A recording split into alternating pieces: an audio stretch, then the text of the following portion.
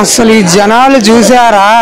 ఎప్పుడైనా ఎక్కడైనా ఇంత మంది ఏంటి బ్రో, మహా కుంభమేళాలో కూడా ఇంతమంది ఉండరేమో. రథం అయితే ముందుకు వెళ్తుంది, దగ్గర ఒక 5 చచ్చి బతికినట్టుంది నాకైతే. అంత మందిలో నుంచి నేను తోసుకుంటా బయటకు వచ్చాను. మళ్ళీ రథం పక్కకి వెళ్ళి నా పక్కనే ఉంది రథం అయితే. ఎవరన్నా వచ్చే వాళ్ళు కనుక ఉంటే మళ్ళీ చెప్తున్నా, చూసారుగా జనాలు ఎలా ఉన్నారు. నాలాగా వ్లాగింగ్ చేసే వాళ్ళు ఉంటే కనుక welcome back to our new vlog, కొత్త వ్లాగ్ అనమాట. ఫస్ట్ వ్లాగ్ చూసుంటే కనుక మీకు ఈ వ్లాగ్ అర్థమవుతుంది, లేదంటే ఫస్ట్ వ్లాగ్ చూసి ఇది చూడండి. ప్రెసెంట్ ఫస్ట్ వ్లాగ్ అయితే నేను రూమ్లోకి వెళ్ళాను, ఫ్రెష్ అయిపోయి అది అయిపోయింది. ఈ సెకండ్ వ్లాగ్ వచ్చేసరికి టెంపుల్ దగ్గరికి అండ్ అలానే రథం ఎక్కడ ఉందో రథయాత్రకి అయితే వెళ్తున్నాము. ప్రెసెంట్ అయితే అసలు టెంపుల్ దగ్గర అయితే ఖాళీ లేదంట, చూడాలి మరి ఏం జరిగిద్దో. ఫ్రెష్ అయ్యి ఇప్పుడు ఒకరి తర్వాత ఒకరు బయలుదేరాం, అందరం కలిసి వెళ్తున్నాం రథయాత్రకి. మా దగ్గర నుంచి టెంపుల్ అయితే 1 కిలోమీటర్ దూరం అయితే ఉంది. ఈ 1 కిలోమీటర్ డిస్టెన్స్ని బై వాక్ మీద నడుస్తున్నాము.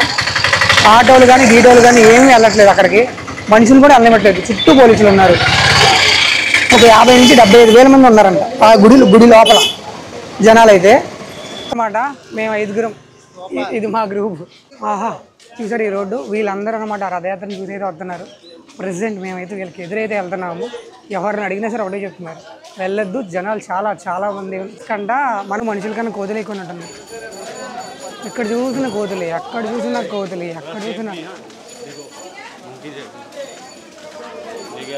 చూసినవే ఉన్నాయి. వెళ్ళే కొందుకు జనాలు అయితే పెరుగుతున్నారే తప్ప ఎక్కడ జనాలు అయితే తగ్గట్లేదు.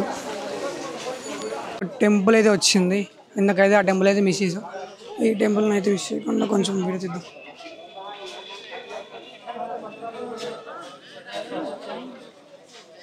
అయితే కనబడుతున్నాయి. వావ్, ఇది చూసారా? అరుంధతి మహల్ లాగా ఉంది చూడడానికి. నిజంగా కూడా ఏంది బ్రో ఇది ఎలా ఉంది? ఎప్పుడుది ఇది? అసలు చూసారా ఇది ఎలా ఉందో? ఫుల్ కలర్ఫుల్ వైబ్ అనమాట. అంతే, వీళ్ళందరూ రథయాత్ర చూడడానికి వచ్చిన వాళ్ళు, వీళ్ళందరూ వాళ్ళే. కానీ చాలామందికి రూమ్ అనేది దొరకలేదంట, అందుకని నార్మల్గా ఇక్కడ వాష్రూమ్స్ ఉంటాయి కదా, వాటిలోనే ఫ్రెష్ అయిపోతున్నారు. ఇలా క్రౌడ్ చూసారా ఎంత మంది ఉన్నారో? రథం అయితే కనబడట్లేదు, చాలా ట్రై చేస్తున్నాను నేనైతే. అసలు ఎంత మంది ఉన్నారో చూసారా క్రౌడ్, ముందుకైతే వెళ్ళలేదు. అసలు ఈ జనాలు చూసారా? ఎప్పుడైనా ఎక్కడైనా ఇంత మంది ఏంటి బ్రో, మహా కుంభమేళాలో కూడా ఇంతమంది ఉండరేమో. నేనైతే ముందుకైతే వెళ్ళాను, కానీ చాలా దొంగతనాలు అయితే జరుగుతున్నాయి. నాతో పాటు ఇద్దరు కలిసారు కదా బస్సులో, వాళ్ళిద్దరు అన్నోళ్ళు పోలీసులు, వాళ్ళిద్దరు చూసి చెప్పారు. వాళ్ళు నలుగురు, మనం ఇక్కడికి వస్తే సరిపోదు, సరిగ్గా ఉండాలి, లేదంటే జోబులు ఖాళీ అయిపోతాయి. నా దగ్గర అయితే ఓన్లీ మేము తీసుకున్న హౌస్ లొకేషన్ కూడా గూగుల్ మ్యాప్లోనే ఉంది, అది ఎక్కడో ఏంటో ఏమీ తెలీదు. ఇక్కడ ఏదో చిన్న భజనలాగా చేస్తున్నారు అనమాట. ఇవైతే అడుగడికి కామనే. చూడండి, మనం లోపలికి వెళ్తే బయటికి రాలేండి. అయితే అదైతే పోలీస్ స్టేషన్ అనమాట. అక్కడ పోలీస్ స్టేషన్ ఉంది, ఫైర్ ఇంజన్ ఉంది. ఎమర్జెన్సీగా తొక్కిసలు ఆట లాంటివి కూడా జరుగుతున్నాయి, తొక్కిసలు లాంటివి కూడా జరుగుతుంది. ప్రజెంట్ అయితే నాకు తెలిసి 2 అంబులెన్స్లు అయితే వెళ్ళినాయి. ఫైర్ ఇంజన్తో వాటర్ అయితే స్ప్రే చేస్తున్నారు. అక్కడ చూడండి అసలు జనాలు, దేవుడా. ఇక్కడ చూసిన జనాలే. ప్రసాదం దగ్గరికి అయితే వచ్చాను, 2 రథాలు ఒకదాని వెనకాల ఒకటైతే ఉన్నాయి. చాలా దగ్గరలో ఉన్నా నేనైతే, మీకైతే కనబడుతుందో లేదో. టెంపుల్ అయితే రైట్ సైడ్లో ఉంది, నాకైతే ఆ ఫ్లాగ్ కూడా కనబడుతుంది. ఇంకా ఇంత దాటి ముందుకైతే వెళ్ళడం ఇంపాసిబుల్ అయితే నేను అనుకుంటున్నాను. చెయ్యి కూడా లాగేస్తుంది ఇందాక నుంచి. ఎందుకు ఇంతమంది వస్తారు? ఫైనల్గా ఒక ముక్కలో చెప్పాలంటే, ఒక్కసారి ఆ దేవుని దర్శించుకుంటే జన్మల పాపాలు పోతాయంట. అందుకే ఎన్ని కోట్ల మంది జనాలు అయితే వస్తారంట. అది ఫైనల్గా ఒక ముక్కలో చెప్పాలంటే, సంవత్సరానికి ఒక్కసారి. చూసారా? ఇంకా ముందుకు వెళ్ళే కొందుకు జనాలు. రథం అయితే ముందుకు వెళ్తుంది, దగ్గర ఒక 500 మంది పోలీసులు ముందుకు వస్తున్నారు. చూసారా? దగ్గర ఒక 500 మంది దాన్ని పట్టుకొని లాగడానికి. నాకైతే ట్రై చేయాలని ఉంది, రథాన్ని ట్రై చేయాలని ఉంది. నేనైతే రథం పక్కనే ఉన్నాను ప్రెసెంట్. రథం అయితే ముందు కదులుతుంది, నాకైతే గూజు బంప్స్ మామూలుగా రావట్లేదు అసలు. దేవుడా, అన్ని 100 మందిలో నుంచి అసలు చూసారా? నా ముందే ఉంది రథం అయితే. ఓ మై గాడ్, నేను నమ్మలేకపోతున్నాను. 5 మీటర్ల దూరంలో ఉంది నాకైతే. నేను వెనక్కి తిరిగి వెళ్ళిపోయిన కూడా ముందుకు వచ్చాను. చూసారా, నా పక్కనే ఉంది రథం. అయితే నేను ఇప్పటిదాకా వీడియోస్లో చూడటమే ఫస్ట్ టైం. చచ్చి బతికినట్టుంది నాకైతే. అంత మందిలో నుంచి నేను తోసుకుంటా బయటకు వచ్చాను. మళ్ళీ రథం పక్కకి వెళ్ళి నా పక్కనే ఉంది రథం అయితే ప్రజెంట్. మధ్యలో కరెక్ట్గా రథం ఎదురున్నా అక్కడి నుంచి తోసుకుంటూ వచ్చాను. ఏదో పిట్ట గోడ దొరికింది, ఆ పిట్ట గోడ మీద ఎక్కాను నేనైతే ఇప్పుడు ప్రజెంట్. దేవుడా, ఫ్రెష్ అయ్యి వచ్చాను. వాష్రూమ్లో స్నానం చేసి వస్తే అలా ఉండేది, అలా ఉంది పరిస్థితి. మొత్తం తడిసిపోయింది. నాకైతే రథం లాగాలని ఉంది, కానీ నేనైతే మొత్తం తడిసిపోయాను ప్రజెంట్. అలా ఉంది పొజిషన్ అయితే. చిన్న సపోర్ట్తో నేనైతే ఉన్నాను. నా పక్కనే ఒక 15 మీటర్ల దూరంలో రథం అయితే ఉంది. పట్టుకోవాలని ఉంది, ఇల్లు లాగాలని ఉంది, కానీ వెళ్ళలేను. టెంపుల్ అయితే చూశాను. నేనైతే నిజంగా నమ్మలేకపోతున్నాను. వెనక్కి వెళ్ళిపోయాను. నేను దగ్గర ఇంక రూమ్ దాకా వెళ్ళిపోయాను. కానీ ఏదో చిన్న ఆశ, చూడగలవు ఏదో ఒక చిన్న హోప్ అనమాట. అప్పటిదాకా లక్షల్లో ఉన్నారు జనాలు. నేను వెళ్తూ ఉండి ఖాళీగా ఉంది. వెళ్ళాను, చాలా ఖాళీగా వెళ్ళాను. రథానికి 15 మీటర్ల దూరం దాకా వెళ్ళాను. 15 మీటర్ల దూరం దాకా వెళ్ళి దగ్గర 20 నిమిషాలు పట్టింది నాకు బయటికి రావడానికి. అస్సలు నేనైతే నమ్మలేకపోతున్నాను. అసలు నేను దర్శనం చేసుకున్నాను. 2 రథాలు, 3 రథం కూడా చూశాను. చివరి గుడి కూడా చూసి ఆ ఫ్లాగ్ కూడా దర్శనం చేసుకున్నాను. కానీ గుడిలోకి అయితే వెళ్ళలేము. వెనక్కి వెళ్ళిపోయిన వాడిని ఎవరో వెనక్కి పిలిచినట్టు పిలిచారు. వేరే రూట్ నుంచి వచ్చాను. ఇక్కడ జనాలు తక్కువగా ఉన్నారు. దగ్గర రథం దాకా వెళ్ళిపోయాను. ఎక్కడో 150 మీటర్ల నుంచి తీసా. అన్ని రథయాత్రలకి పూరిలో ఉన్న రథయాత్రకి చాలా డిఫరెన్స్ ఉంది. ఏంటో తెలుసా?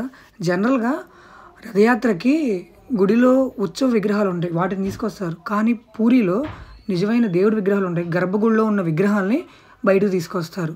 అది హైలైట్ అసలు. ఆ గర్భగుడిలో ఉన్న విగ్రహాలు బయటకు తీసుకొచ్చి వాటిని ఉత్సవ విగ్రహాలుగా చూపిస్తారనమాట. అంటే దేవుడే భక్తుల దగ్గరికి వస్తున్నాడు. విగ్రహాలు మన రథం మీదకి ఎక్కించే ముందు బంగారపు చీపిరితో రథం ముందు ఊడుస్తారనమాట. ఊడ్చిన తర్వాత అప్పుడు విగ్రహాలని రథం మీదకి ఎక్కిస్తారు. ఆ రథం చుట్టూ గంధపు నీళ్ళు చల్లి, కుంకపు నీళ్ళు చల్లి రథం చుట్టూ ప్రదక్షిణలు చేస్తారు. ప్రదక్షిణలు చేసి అప్పుడు రథాన్ని స్టార్ట్ చేపిస్తారు. పూరిలో మొత్తం 4 సింహద్వారాలు ఉంటాయి. దాంట్లో మెయిన్ ఒక సింహద్వారం ఉంది. ఆ మెయిన్ సింహద్వారం దగ్గర 3 రథాలు వరుసగా పెట్టి ఉంటాయి. అక్కడి నుంచి స్టార్ట్. ఒకటి నందిఘోష, లార్డ్ జగన్నాథుడి రథం అనమాట. రెండోది తాళ ధ్వజం, బలరాముని యొక్క రథం అది. మూడోది దర్పదాలం, సుభద్రాదేవి యొక్క రథం అది. ఈ 3 రథాలు జై శ్రీ జగన్నాథ్ అంటూ బయలుదేరుతాయి ఒకదాని తర్వాత ఒకటి. అక్కడి నుంచి 3 నుంచి 4 కిలోమీటర్ల దూరంలో ఉన్న గుండిచ్చాదేవి ఆలయం ఉంది. ఆ ఆలయం దగ్గరికి 3 రథాలు వెళ్తాయి. అక్కడ 9 రోజులు ఉండి 9 నుంచి 10వ రోజు అక్కడి నుంచి మళ్ళీ తిరిగి గుడిలోకి వస్తాయి అన్నమాట. 15 రథయాత్ర జరిగే 15 రోజుల ముందు రథయాత్ర అయిపోయిన తర్వాత అప్పటి వరకు గుడిలోకి ఎవరిని అలౌ చేయరు. ఇంకా దగ్గర ఒక 15 రోజులు ఇంకా టెంపుల్ బంద్ అనమాట, ఇంకా క్లోజ్. ఎవరిని చూడాలంటే బయట నుంచే చూడాలి. మేము కూడా లోపలికి వెళ్ళి చూడలేకపోయాం, బయట నుంచే చూసుకొని వచ్చామన్నమాట. ఏ భక్తులకి టెంపుల్ లోపలికి అలౌ ఉండదు. 15 రోజుల ముందు నుంచి ఆపిస్తారంట. ఇంకా అందరికీ వచ్చే డౌట్ ఏంటంటే పూరిలో ఆయన గుండె ఉందంటారు, కృష్ణుడి గుండె ఉంది అంటారు. దాన్ని బ్రహ్మ పదార్థం అంటారు.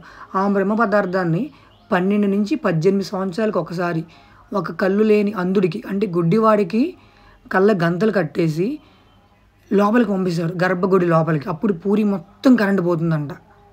ఆయన 2 చేతులతో ఒక విగ్రహంలో నుంచి కొత్త విగ్రహాల్లోకి మారుస్తాడనమాట ఆ గుండెని. అది గుండె ఉందా లింగం రూపంలో ఉందని ఎవ్వరికీ తెలియదు. ఇప్పటివరకు దాన్ని అయితే ఎవ్వరూ చూడలేదు. 18 నుంచి 12 సంవత్సరాల లోపు ఒక్కసారి జరిగిద్ది. గుండెని ఆ కళ్ళ గంతలు కట్టుకొని ఆయన ఒక్కడే, ఆ పండితుడు ఒక్కడే తీసుకెళ్ళి మారుస్తాడనమాట. అది వాళ్ళ నమ్మకం. అలానే పూరి ఫ్లాగ్ ఉంది కదా కొండ, ఆ గుడి పైన గోపురం పైన, ఆ ఫ్లాగు గాలికి ఆపోజిట్ డైరెక్షన్లో ఎగిరిద్ది. అది నేను బాగా గమనించాను. ఇంకోటి ఏంటంటే మనం గుడి లోపలికి వెళ్తే, నేను వెళ్ళలేదు, వాళ్ళు చెప్పింది, వెళితే సముద్రపు సౌండ్ రాదు. అక్కడి నుంచి 3 కిలోమీటర్ల దూరంలో సముద్రం ఉంది. అండ్ టెంపుల్ లోపలికి మనం ఎంటర్ అయితే అసలు పక్కన సముద్రం ఉందని సౌండే రాదంట. మా కష్టాలు చూసారా, కనపడుతుందా? గూగుల్ మ్యాప్లో వాట్సాప్లో లైవ్ లొకేషన్ షేర్ చేసుకొని వెళ్తాను. అలా ఉంటే బ్లాగింగ్ కష్టాలు. ఐదు వ్యక్తులు వెళ్ళిపోయాం. వాళ్ళు ఎక్కడున్నారో నాకు తెలియదు, నేను ఎక్కడున్నానో వాళ్ళకి తెలియదు. ఇలా ఎదుక్కుండా వెళ్ళడం గొంతులు సందులు వెనకాల పడి.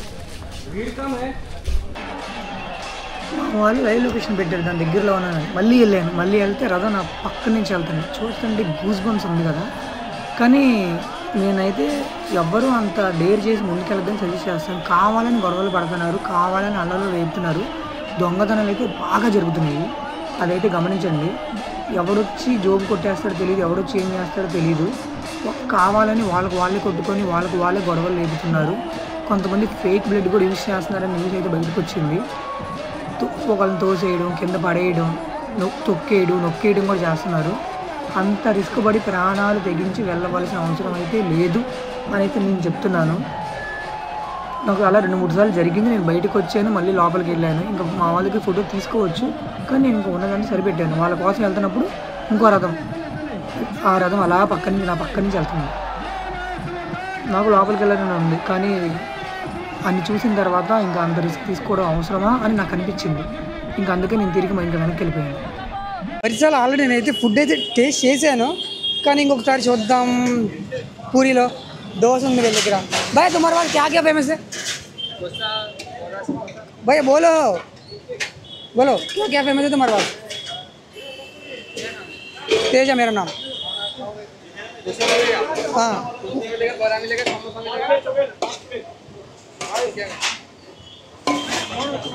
रेट्स कितना है? अच्छा టైం 9 అయింది. రేపు మార్నింగ్ 4కి వెళ్ళిపోదాం అన్నారు టెంపుల్కి. సడన్గా ప్లాన్ మార్చారు. రూమ్ దాకా వెళ్ళిపోయి మళ్ళీ వెనక్కి తిరిగి నడుచుకుంటే వెళ్తున్నాం. నైట్ 12 వరకు అయితే టెంపుల్ అయితే ఓపెన్లో ఉండిద్దంట. ఫైనల్లీ వచ్చేసాము. నా ముందే ఉంది ఒక అద్భుతం. 2 కళ్ళు సరిపోవట్లేదు చూడడానికి. నా కళ్ళతో మీకు కూడా చూపిస్తాను, చూడండి.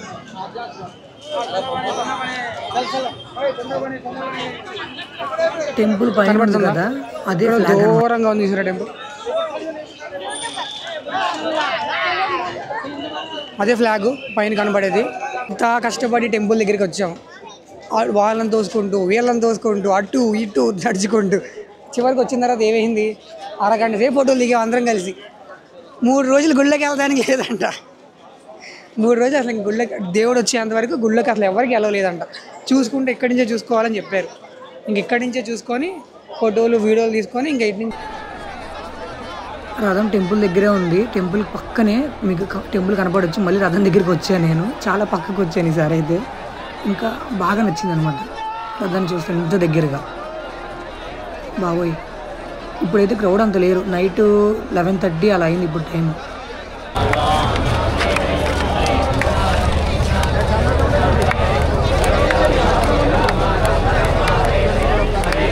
అనమాట బీచ్కి వెళ్తే ఇంకా అయిపోయింది. వెళ్ళేదారిలో ఇంకా మీరు ఆ టెంపుల్ నుంచి రైట్ సైడ్కి వస్తే ఇంకా షాపింగ్ ఉంటుంది ఇక్కడ. ఎవరన్నా బీచ్కి వెళ్ళేదారిలో షాపింగ్ కావాలనుకుంటే లేడీస్కి సంబంధించినవి కానీ దేవుడికి సంబంధించినవి దండలు, తాయెత్తులు చాలా అయితే ఉంటాయి. వెళ్ళేదారిలో మ్యాక్సిమం చాలా వరకు అంత ఫుడ్డే ఉంది. ఫుడ్కి సంబంధించి ఉంది ఇక్కడ అంతా చాలా వరకు. ఎక్కువ స్వీట్ అమ్ముతున్నారు అనమాట. ఒకసారి ఒక చోట తిన్నా మరీ అంతగా అనిపించలేదు. ఇక్కడేమో శంఖ లాంటివి అయితే ఉన్నాయి ప్రెసెంట్. ఇదేమో గంధపు చక్కంట చంద్రం అంట. ఇవైతే శంఖాలు. బీచ్ దగ్గరలో ఉన్నాం ప్రెసెంట్.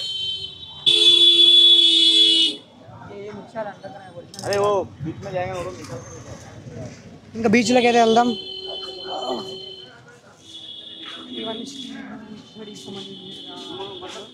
అండ్ ఫైనల్లీ చివరి డెస్టినేషన్కి అయితే వచ్చేసాం అబ్బా. Golden beach in puri. 3 కిలోమీటర్లు నడిపించారు, కింద మీద పడేసారు. ఎలాగైతే బీచ్ అయిపోయింది. ఒక చిట్టి ఆటో తీసుకొని అలా రూమ్కి అయితే ప్రయాణం సాగిస్తున్నాం మేము. ఈ చిట్టి ఆటోలో నేనైతే ఇప్పుడు ప్రయాణించలేదు. బీచ్ వీడియో రికార్డ్ చేశాను కానీ డిలీట్ చేశాను. ఇంతవరకు వీడియో చూస్తుంటే thank you for watching. Like, share, subscribe చేసుకోవడం మాత్రం మర్చిపోవద్దు. Next video Konark sun temple గురించి అయితే వస్తుంది. Thank you for watching. ఈ 3 సిరీస్ అయిపోయిన తర్వాత మనది పెద్ద వీడియో అయితే ఉంటుంది, చెప్పాను కదా ముందే, అమర్నాథ్ యాత్రకు సంబంధించింది. మనకు ఆ అప్డేట్స్ కావాలంటే ఇన్స్టాలో ఫాలో అవ్వండి. అండ్ ఆల్సో నేను ఇన్స్టాలోనే అప్లోడ్ చేస్తాను. నేను ముందు ఇంకెక్కడైతే ట్రావెల్ చేస్తున్నాను ఏంటో మంత్లీ ఒక స్టేట్ అయితే కవర్ చేద్దామని ప్రజెంట్ అయితే నేను ప్లాన్ చేస్తున్నాను. Thank you for watching. జై హింద్.